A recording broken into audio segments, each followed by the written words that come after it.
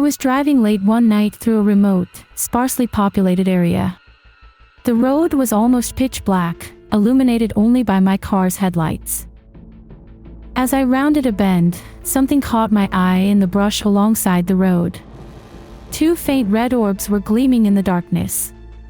I slowed down, trying to make out what it was. That's when the figure emerged from the shadows.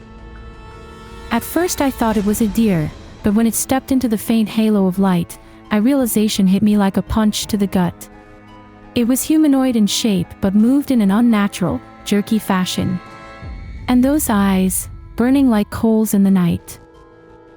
I froze in terror as it shuffled towards my car, staring directly at me with an intense, otherworldly focus.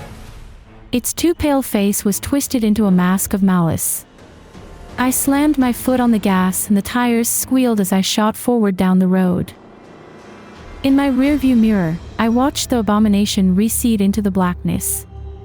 But I'll never forget those demonic red eyes that seemed to stare straight into my soul.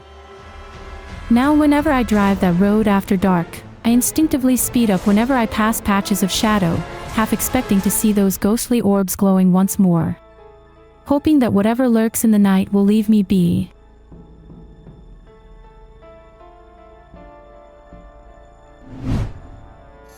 It was late one night and I was driving home from visiting some friends. The roads were dark and empty as I drove through the rural countryside. Up ahead, just at the edge of my headlights, I spotted a lone figure standing at the side of the road. As I got closer I could see it was a woman, dressed in a thin summer dress, waving her arms frantically and calling for help. I slowed to a stop and rolled down my window. "Thank God you stopped. Please help me, my ride left me here and I don't know where I am," she pleaded breathlessly. Even in the dim light I could see how distraught she was. I told her to get in so I could give her a lift to the nearest gas station. She hurried around and slid into the passenger seat, sighing with relief. "You're a lifesaver. I thought I'd be stuck out here all night." As we drove, she gave me directions to a spot just up the road where she said her friends would be waiting. I soon spotted a lone figure lingering by the side of the road ahead, just as she had described. "Stop here, this is them," she said excitedly. "Thank you so much for your help." Before I could say another word, she flung open the door and ran off into the darkness toward the shadowy form. I watched in confusion as the two figures merged together into an indistinguishable mass of shifting shadows. A sudden chill ran through me as the hitchhiker's parting words echoed in my mind. "Thanks for the ride, see you again real soon." To this day, whenever I drive down that lonely road after dark, I always check my back seat just to make sure she didn't leave anything, or anyone, behind.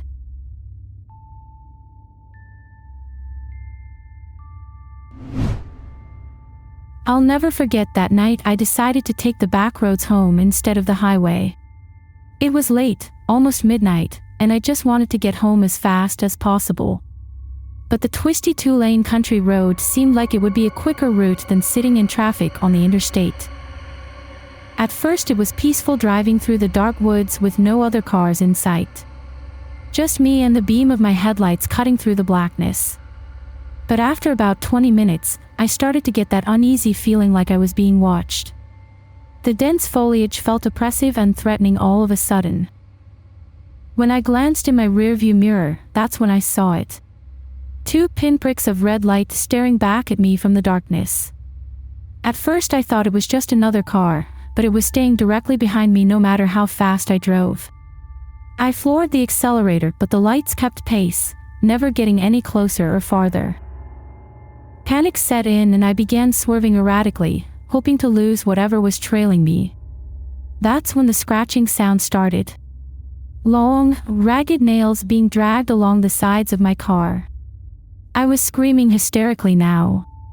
Up ahead, the road vanished into a pitch-black tunnel of trees. My heart was in my throat as I entered that foreboding corridor. In my mirror, a pale, gaunt figure emerged from the shadows. Eyes sunken and black as coal. Lips parted in a nightmarish grin to reveal jagged rows of teeth. It was right on my bumper now, staring through the rear windshield with hellish intensity.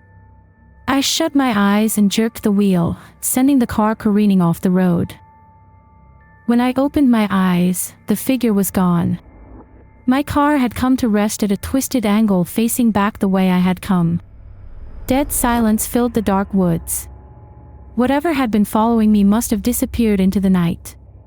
Shaking uncontrollably, I threw the car into drive and peeled out as fast as possible. I haven't taken that lonely back road since.